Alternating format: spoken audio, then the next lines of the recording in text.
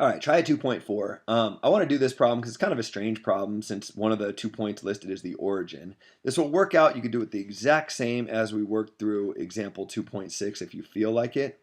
However, if you have an intuitive understanding of what these graphs look like and what they mean, you can get the answer to this problem much quicker.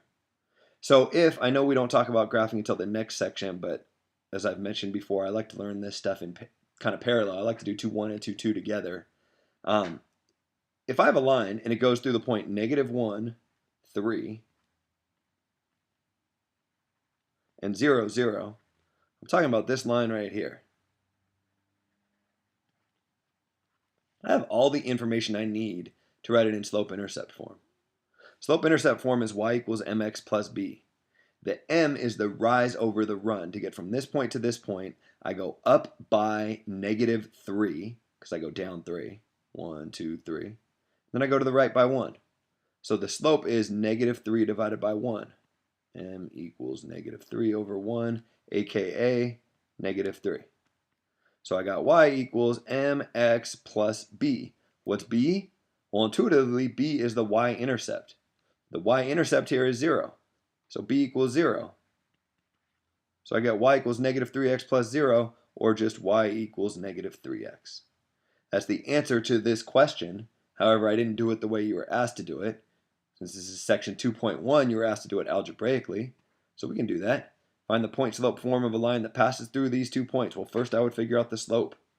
To figure out the slope, I would say it's y2 minus y1 over x2 minus x1. You can call this x1, y1, x2, y2, or the other way around. It's totally up to you. Maybe I call this x1, y1. This is x2, y2, and you go plugging things in. y2 is 0, minus y1 is 3, divided by x2 is 0, minus x1 is -1.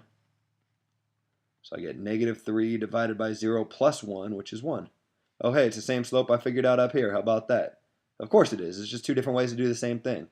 Here's an algebraic explanation of this graphical interpretation. So this is m.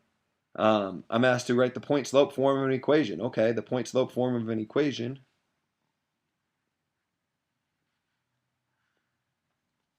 is y minus y1 equals m times x minus x1.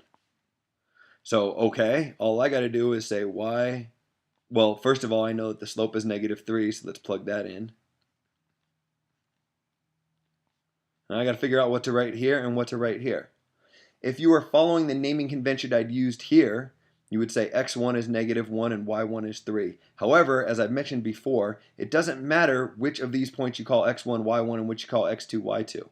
So I just as well could have called this x1 and y1, and I still would have gotten the same slope, but that would have made my work easier over here, because if this were x1, I could just put a 0 right here. And if this were y1, I could put a 0 right here.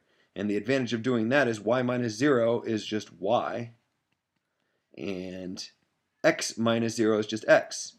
And x times -3 is -3x, gets me straight to my answer. If you want to do this a longer way, you can plug in these points here, but you'll get the exact same answer.